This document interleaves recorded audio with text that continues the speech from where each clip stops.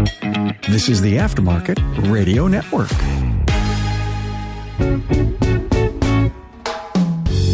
Well, hi, everyone, and welcome to another episode of the Auto Repair Marketing Podcast. I'm your host, Brian Walker, and today my guest is Chris Cotton, and we're coming to you live from Vision. Before we get into this, I want to thank our sponsors at RepairPal. For this episode, RepairPal will introduce your shop to new customers through RepairPal.com, the largest site for auto repair. Learn more at RepairPal.com/shops. And thank you to AppFueled. AppFueled makes marketing easy. It's a CRM designed for auto repair shops with tools like segmentation, reminders, and even a call center. Don't wait. Get started today at appfueled.com. Hey, Chris. Hey, how's it going? I feel completely ambushed. I didn't know we were doing this today. Maybe we talked about it. Maybe I forgot. For anybody that's been listening for a while, if you remember a couple years ago, we did like a ambush meeting into the boardroom at the Marriott or whatever. At STX. At STX, took the gun case in. We broke into the boardroom, walked in there up to like the 17th floor, carrying a gun case full of podcast equipment. And nobody stopped us, Florida. They didn't even look at us funny. Nope. Well, Chris has no idea what we're talking about today. But for those of you who are listeners to the podcast, you know that last week I was also live from Vision. And in real time, this was about 15 minutes ago, I recorded with Parker Branch from Branch Automotive. Okay. And we talked about spending more on marketing. Ah, okay. I think I'm literally going to name this episode, We're Going to Beat This Horse to Death. Okay. Because you came up as part of the discussion in there. Oh, I did. Okay. Yep, because you're one of those people that definitely believes in marketing. Absolutely. And you're spending a healthy percentage on marketing to grow this new shop that you have just recently purchased. An obscene amount, but I think worth every penny. And that's what I want to talk about today. Because in the last podcast, and if you didn't listen to the last episode, you definitely go back and listen to that. I think it's episode 147. I think that's 147. This one will be 148. We were talking about spending more on marketing. Oh, so it's funny. I don't know what your episode 147 was, but my episode 147 was Unleashing Your Auto Repair Shop's Potential. And it was marketing. This could kind of be the same thing. Yeah. What I was talking about, though, in that episode is, or one of the pieces of what I was saying is that, yes, I am trying to get you to spend more money on marketing. And I do not make more money off of that when we do it. It is both self-serving and it is to serve my clients, especially because when we do marketing, we charge a flat fee. Right. Now, there are definitely services that we can add on. But one of the things that will really be hammering home in this episode and that we talked about with Parker is about putting more into your advertising budget. Your advertising budget, when we're telling you to spend more on that, you could spend $1,500 a month. You could spend $150,000 a month. And what we make, there's not a penny of difference in there. So we do this because we want the marketing that we do for our clients to be successful and to provide a return. And say, well, that's easy for you to say spend more money. But the thing is if you're getting more cars and if you're holding a high average repair order and you're running a solid business, then the more that you spend bringing you more cars is going to drastically increase what you are bringing home. Absolutely. Tell us a little bit about your shop because your listeners know all about it. If you don't listen, go listen to the Weekly Blitz podcast with Chris Cotton. That is another one of the podcasts on the Aftermarket Radio Network. Yeah, I talk about it some. I'm going to start talking about it more. I think we just started our 6th or 7th month since we bought it. So it's a small 4-bay shop. We have tweaked our staff just a little bit. So we have 4 bays, 4 technicians, and we have 2 service advisors, but we've added like a courtesy position in here, which is more a courtesy to me and the business than it is to anybody else. But this is the person that, we do a lot of tires. This is the person when somebody drives up to the front door and says, hey, I need somebody to check my air pressure. Instead of stopping a technician, the courtesy tech is the person that goes out and checks the air.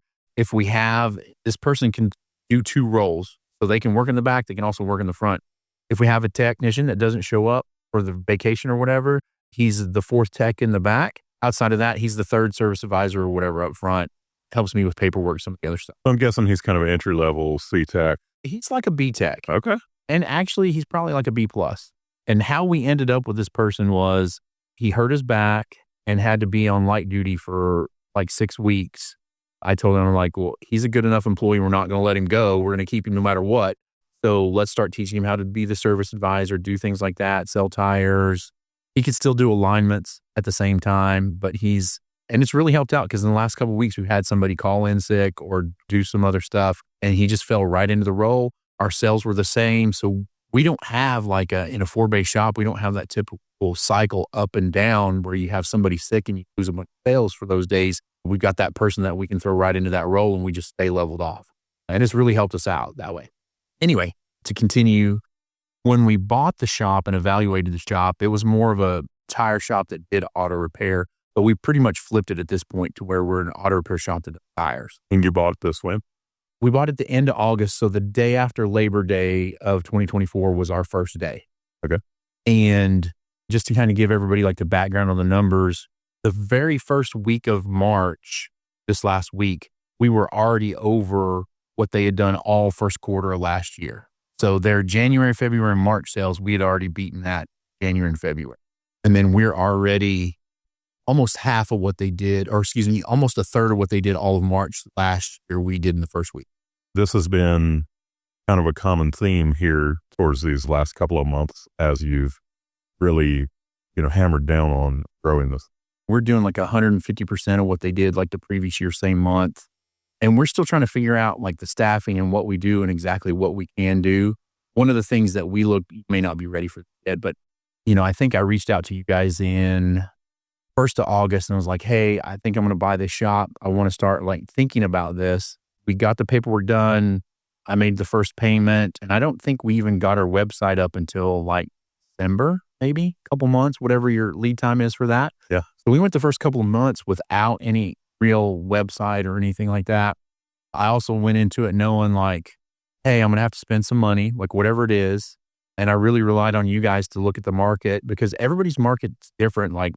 If you're a shop owner out there and you're in Houston, Denver, Los Angeles, and you're oh, I'm going to spend the same thing that Chris spends in Durango, Colorado. No, you're not. You're going to spend a lot of money to get those people. It's just every market's different and nobody's the same.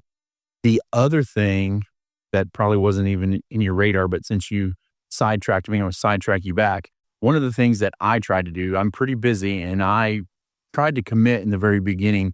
As soon as I got an email from Shop Marketing Pros, I was going to try to answer it within 8 hours and get you what you needed because we needed this up and running. See, I'm asking you all kinds of... No, you're not. You're not at all. You're making a huge point because if you listened to the episode with Parker, that is one of the things that we talked about is that they don't just hire us and say, okay, marketing's your job and then leave the room. You can't do that. No, marketing is a partnership. And if you have worked with a marketing company before and when they tried to meet with you, you ignore them. And when they ask you for something, you ignore them.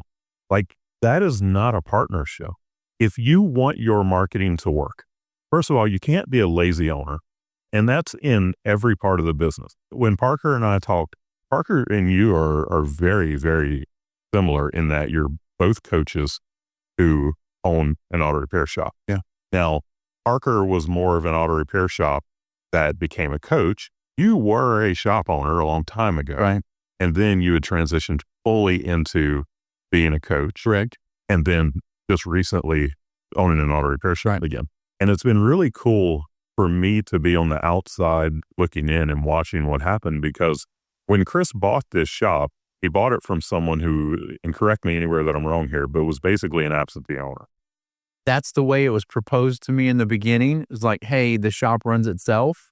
And then just a little bit more background. The guy was 76 years old. The family's owned it for 39 years. I need to talk to you guys about that anyway. We need to do a 40-year celebration here. Yeah. Even though it's only going to be a year when we get there. And he's been telling everybody in the town for 10 years that he wanted to sell it or retire. And so he just stopped spending on advertising, stopped spending on this, stopped spending on that. But so when I first saw the numbers, it was the owner owns it, people run it. And then as we got into it more, then he had just fired the people that were kind of watching it and running it to make the numbers look better. And then so he was back into it. And then when I bought it, I was ooh. And one of the promises I made to Kimberly was that I'm not not going to be tied down to this thing. And if I have to work in it every day, then we've done something massively wrong. But anyway, sorry to interrupt. But this was a shop that was not run well. No. If they had hired you, if they said, okay, we want you to coach us. I tried to get them to. But there would have been a tremendous amount for you to go in, actually low-hanging fruit. Say, do these things. Yeah, all the things that we've already done, right? Like, so the kind of the way that if you don't listen to my podcast and you don't know, I did the initial valuation, told them the number I wanted to give them, and they're like, no, we don't want to do that. And I'm like, fine. And that's the other thing with this is like, I wanted my number and I was willing to walk away at every step and like, no, I want my number to make the deal done or else I'm done. And then I think we did that the second time. And I was like, really, what you guys need to do is you need to hire me for 2 years. Let's fix the business. And then you sell it and you'll get, they would have probably gotten 4 to 5 times what they got for that business. They'd have just listened or could have got more really, but they didn't. And they just walked away. And so, some of the things that I'd identified, their labor rate was a little low. The parts margin, of course, was not very good. There was a lot of things on the tire side of it that they could have done better. And then some of it was just stuff like simple efficiencies and better way to buy things. They were buying like boxed oil, which is fine. It's better than quart oil, but we put in some bulk tanks as part of our Bridgestone affiliated deal. We get like special Pennzoil products and we only do full synthetic oil services. But, our parts margins consistently 55, 60%. And a lot of it's because of our buying power on oil and things like that and stuff that they had just never done. And those were all things that we could have helped him do. And he just wasn't willing to do it. And that's why, on average, we're able to get about 9x return on investment for our clients because those are things that we spot and can find and help push them forward with. Our friends at RepairPal are making today's episode possible. Don't lose work to your competition. Today's consumers check pricing during all stages of the repair process, before, during, and after. Did you know that 81% of them do online price comparisons before making a purchase, and customers that check your price after they've already authorized the work do so after calling the competition? But RepairPal, the largest auto repair network, has a solution. Their Fair Price Estimator tool can be put on your website to help you build trust with consumers up front to demystify price, help educate consumers about what's involved in the repair, bring you higher web traffic, and prevent your customers from calling your competition. You have to be in it to win it, so head on over to repairpal.com/shops and set up a call to learn more about becoming RepairPal certified. When you sign up, you'll get 1 month of service free and save $150 off certification. That's repairpal.com/shops. Independent auto repair shops, get ready to transform your business with AppFueled. It's time for your professional auto service shop to have its own customer loyalty app. AppFueled will build an app that launches a custom loyalty program for your shop in 30 days or less, fully integrated with your point of sale system. Bring Fortune 500 level customer retention strategies to your business without the Fortune 500 budget. Many shops are enjoying the benefits. Our app engages your customers with a loyalty ladder, enticing them to climb the next rung, coming back more often and spending more each visit, all with your own app. Build loyalty with your customers to your brand and boost your shop's growth. Get your first app in 30 days or less, all without breaking the bank. Ready to start? Let AppFueled take your business to the next level. Go to appfueled.com or meet founder Jeremy Glasgow and book your complimentary app vision session at appfueled.com/Jeremy. That's appfueled.com/Jeremy. Now, you knew that this shop needed marketing. I mean, Yeah, like 100%. you already said, before you even bought it, you reached out to, you reached out to me first. Yep. And said, hey, here's what I'm thinking about doing. And we kind of talked through it a little bit, and then you got with the team.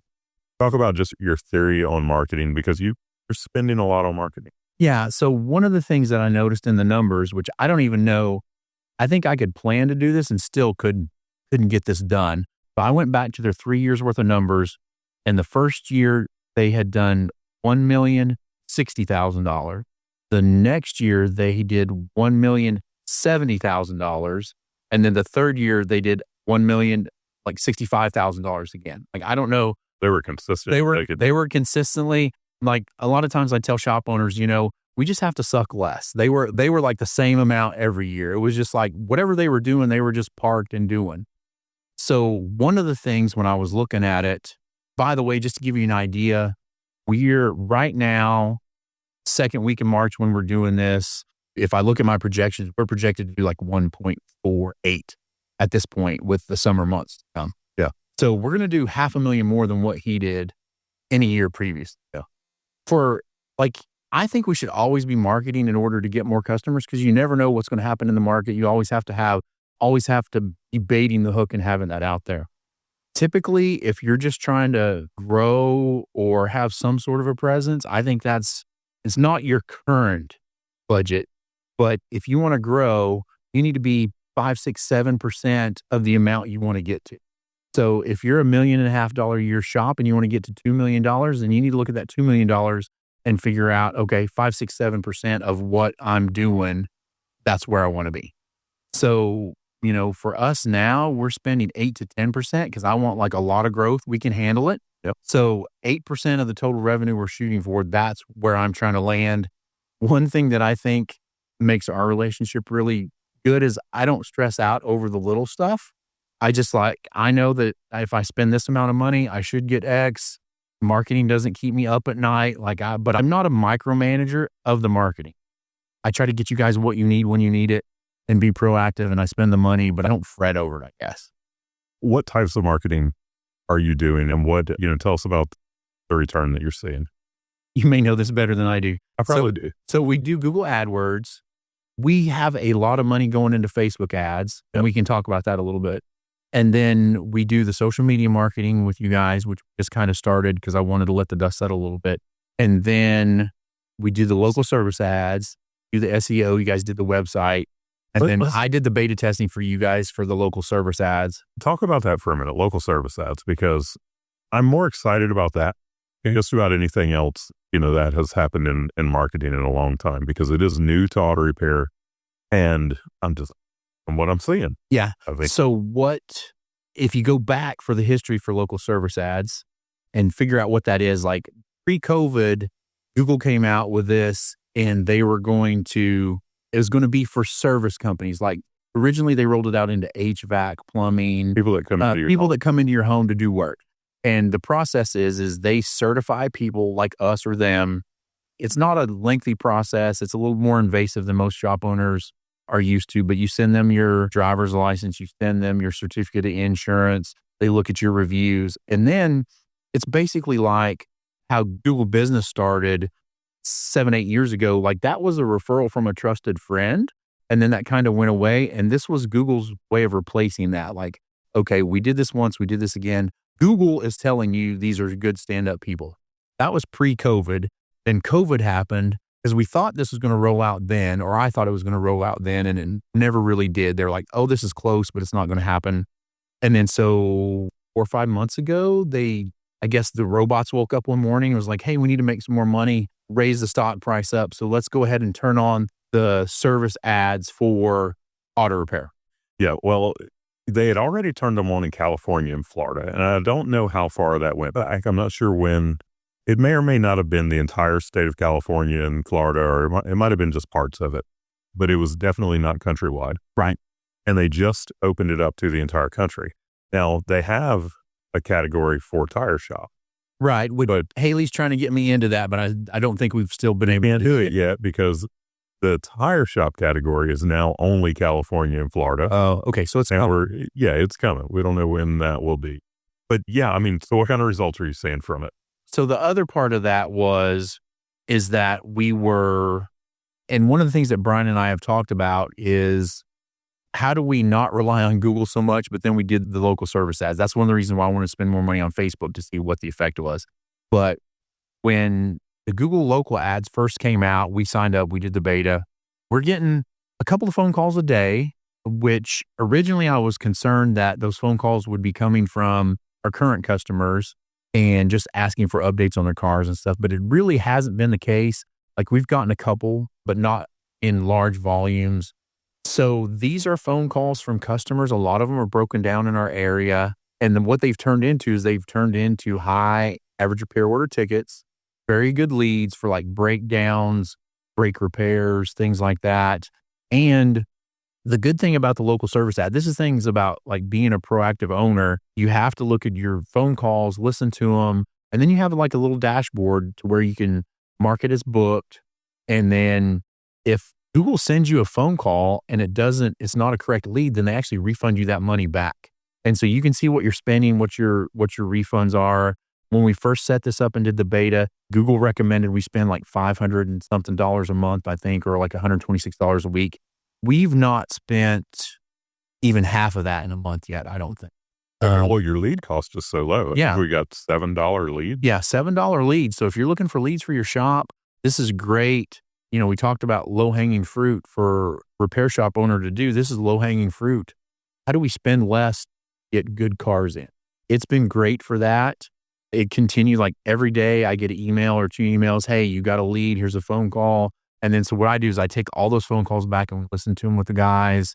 It's actually opened my eyes to another service that I think we want to do in our community. We've had a lot of people call for, we live in a mountain town. It can be touristy. There are people that have second homes there. They've been gone for 3 or 4 months. They come home, their battery's dead in their garage. And we're not set up to run out and do that. But I think we're going to do some sort of a service call to people's houses if they have a battery, need a battery. Well, you got this extra technician. Yeah. So yep. May work well for that. Yeah. And I think we're going to do that. We've already talked about it. I just need to get, like a little transit van and wrap it. Okay. Like, Firestone or Durango Rapid Recovery or something like that. Maybe not recovery, but something like that. And that way when people call, we can, do a service call, shoot out, pop them in a battery. Yeah. These local service ads have been working incredibly well for the shops that we've been setting them up for. Some of the specialty shops, the diesel shops, the Euro shops, they have not been performing as well for. We think that over time we'll be able to get that going, but it is a category-based thing, not a keyword-based thing. And the only category that we really have is auto repair shop. So you can have a diesel shop that is auto repair and somebody, when it's keyword-based, I don't want to say it's easy, but it's easier to get people who are just looking for the diesel repair stuff. Yeah. Whereas if you're highly specialized, it may not work quite as well for you.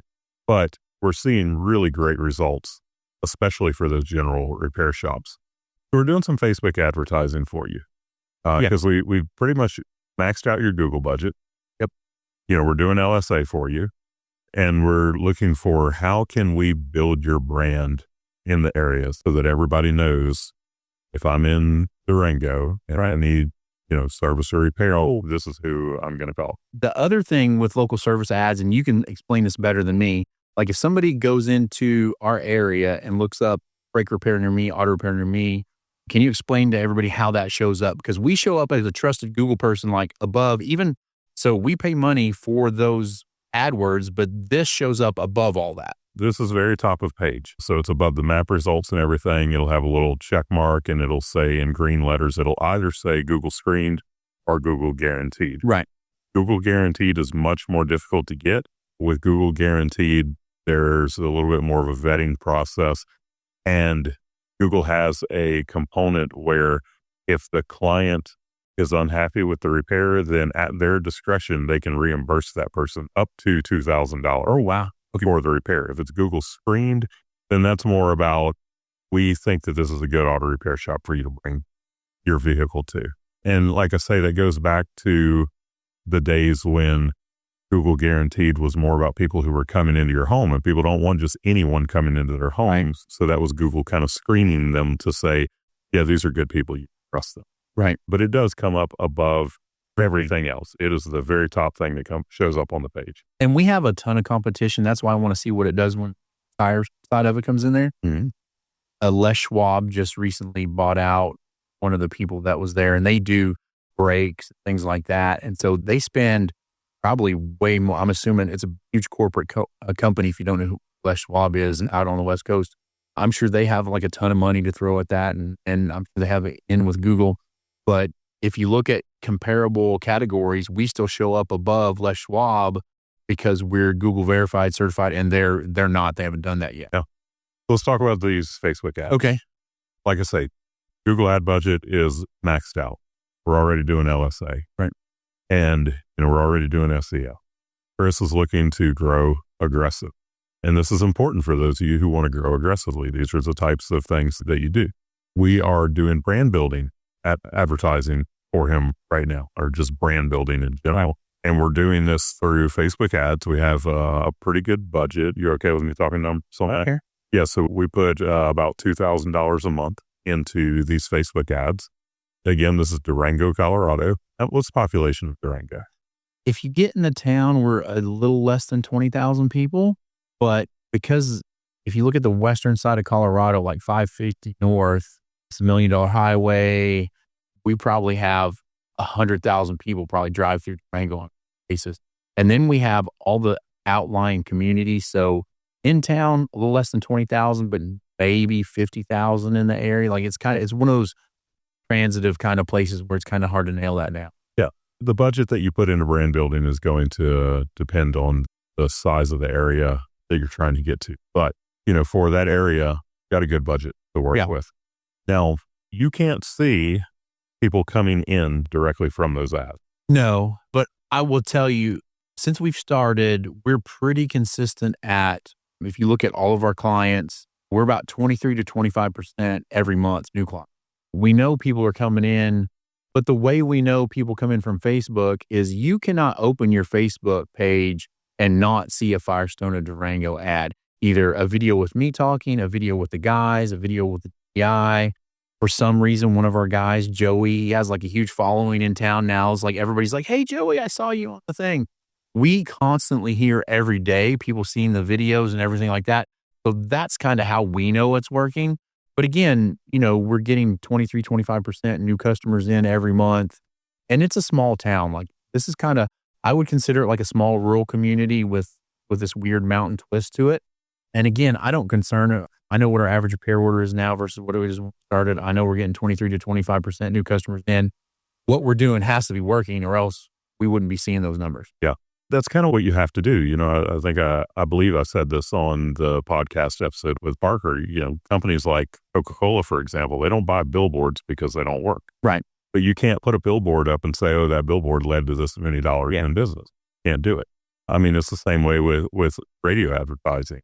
For example, that kind of stuff, absolutely, it works. You can do any type of advertising that doesn't work because if you put it in front of the wrong person or you put the wrong message out there, it's not going to work. But just about even Yellow Pages advertising, if you get it in front of the right crowd, it can still work. All of this stuff works. It can work incredibly well. Building a brand is so important. They used to say that you have to have 7 touches before somebody will become a client. And now that number, the last one I heard was like 77. Yeah. And I don't know if that's like bro science with the 77 what, but I saw it from a reputable source. And it went from like, if you go like in the last 10, 12 years, it went from 7 and then it tripled to 21 and then it went again and then it went again. Like people are saturated / bombarded with all of this stuff now. And, you have to figure out a way to make it stick. But it's like you said, somebody can't open their Facebook page if they're in that Durango area. Oh, yeah. Without seeing your company. Right. And when they need auto repair, they're at least going to think of you. Right. That is what we want to do. When you and I talked about Facebook ads, one of the reasons why we wanted to go so hard at Facebook ads, because we kind of, I think maybe both got fed up a little bit with Google and the control they have on everything. And we're like, how do we not spend as much money with Google? Now, it's a philosophical debate. Is Facebook better than Google? Is Google better? Like, it's all the robots, right? But maybe don't give one company that has robots all your stuff. Like, put them in a couple different baskets. And so that's how we wanted to do that. And case in point, like a couple of weeks ago, the whole auto repair industry was not up in arms, but we were all twisted out because the Google robots woke up one day and was like, hey, I'm going to snatch 100. And it seemed to me like they were all 5-star reviews. Like, I don't know if anybody's been able to prove that or not, but I had shops that woke up with 100 fewer 5-star reviews overnight. And then it took them like 2.5, 3 weeks to get all those back to us. That's a podcast episode on its own. Yeah, honestly, I don't feel smart enough to talk about it, but the control that these companies have over us and the lack of them needing or wanting or even caring about helping us when they need help. Like I have a client right now, their Google business profile was suspended. It should not have been suspended, but it was.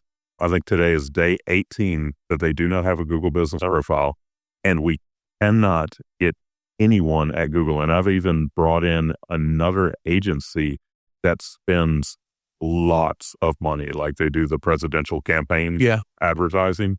They spend a lot of money with Google, and said, hey, can you help us with this?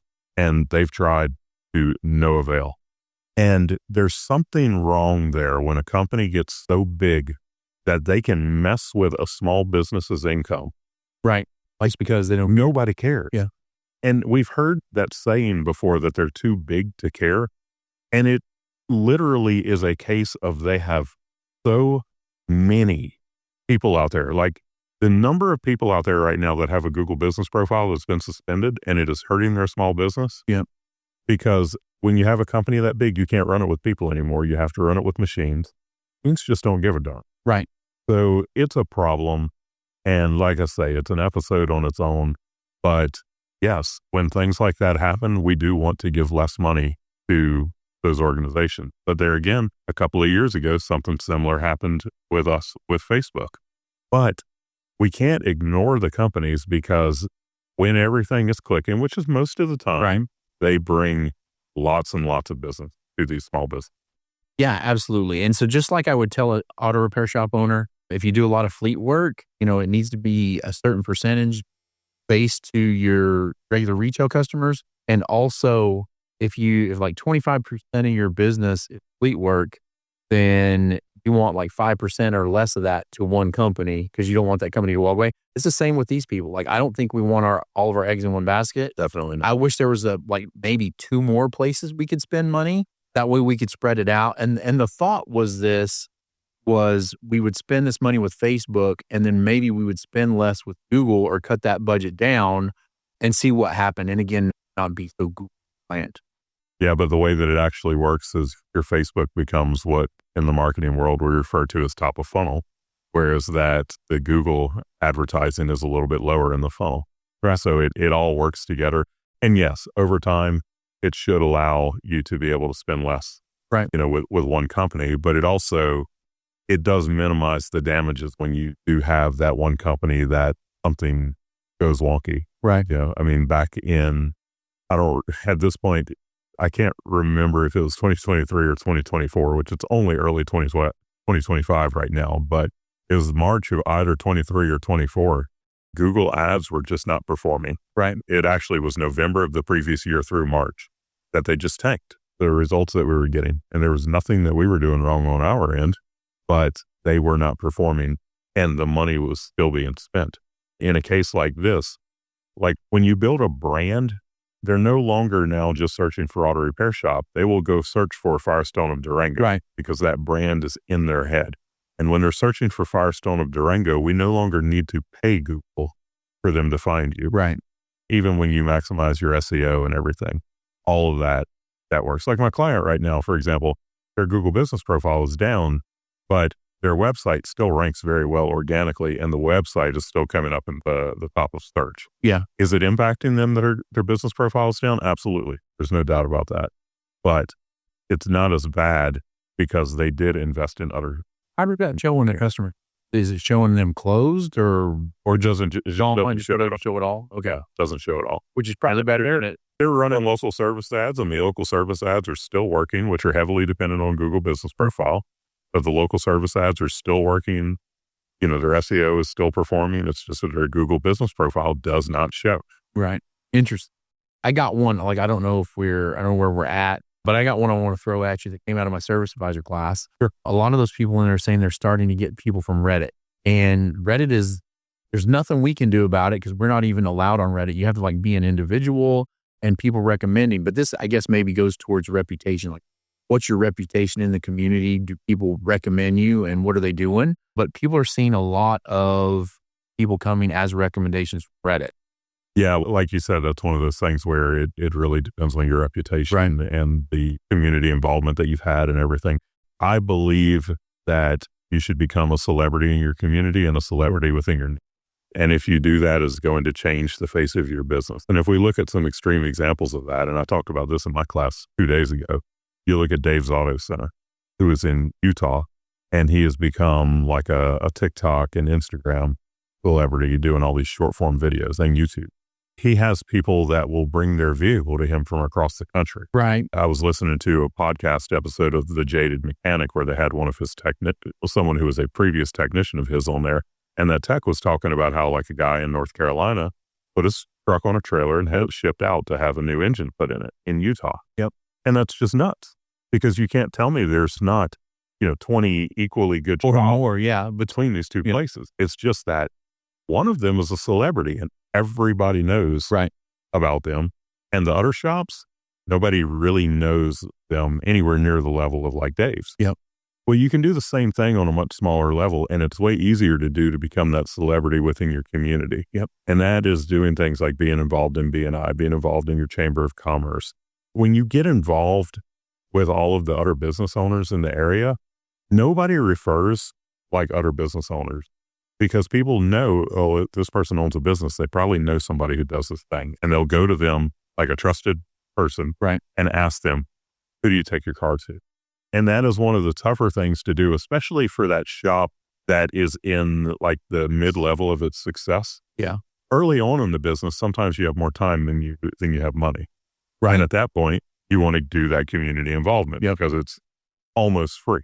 Later on in the shop, when you can get out of the business, you're no longer on the counter or any of that, then you can go do that community involvement. But that middle level, you're in that in the grind to $2 million range, you're in the grind, and it's probably difficult for you to get out there and do that, but you have to do it anyway. Right. And becoming that celebrity within your community, it will lead to more business than you would ever believe. Yeah. No, and that's one of the things that I'm trying to do next for the shop. Right now, I got so many irons in the fire. I got to pull a couple out so I can do more video at the shop and things like that. And it's going to be a different spin, right? Because you have that guy, you have Sherwood. They all come from a technical aspect, which I have zero of that. So it's going to have to come from an ownership standpoint or me doing reviews about tires or whatever. Your technicians involved. Yeah. You do it with them. You start a video and you walk over and start, you ambush them. Right. Shop. Yeah. Don't give them too much time to think about it, anything else. And my guys have this idea that we're going to do a Men of Firestone and Durango calendar and put it out. And I'm like, oh my gosh, like, I don't even know, Colorado, maybe not the best place for that, but you never know. Like, let me know how that does from a marketing standpoint. Yeah. I don't know, but they're all gung ho for it. I'm like, I don't think. Thanks for taking the time to join me today and to talk about this. I don't think I had a choice. I got completely ambushed. Here's a microphone, here's a headset, let's go. You did. Just like you said about technicians. Honestly, had no idea what we were going to talk about. I thought we were going to do something completely different. Until you heard it. Thanks for being here with me today. Thank y'all for listening. Thanks for having me. And know that we are just one of a handful of podcasts on the Aftermarket Radio Network. Chris's podcast, Weekly Blitz, is on the Aftermarket Radio Network. You can find all of those at aftermarketradionetwork.com. I want to thank our sponsors again, RepairPal and AppFueled. And hope that you'll listen in again next week. Until then, go fill those bays. You've been listening to the Auto Repair Marketing Podcast with Kim and Brian Walker. Follow the podcast on your favorite listening app. Find their emails in the show notes and visit them at shopmarketingpros.com. Let Kim and Brian know what you want discussed because they're all about advancing the aftermarket.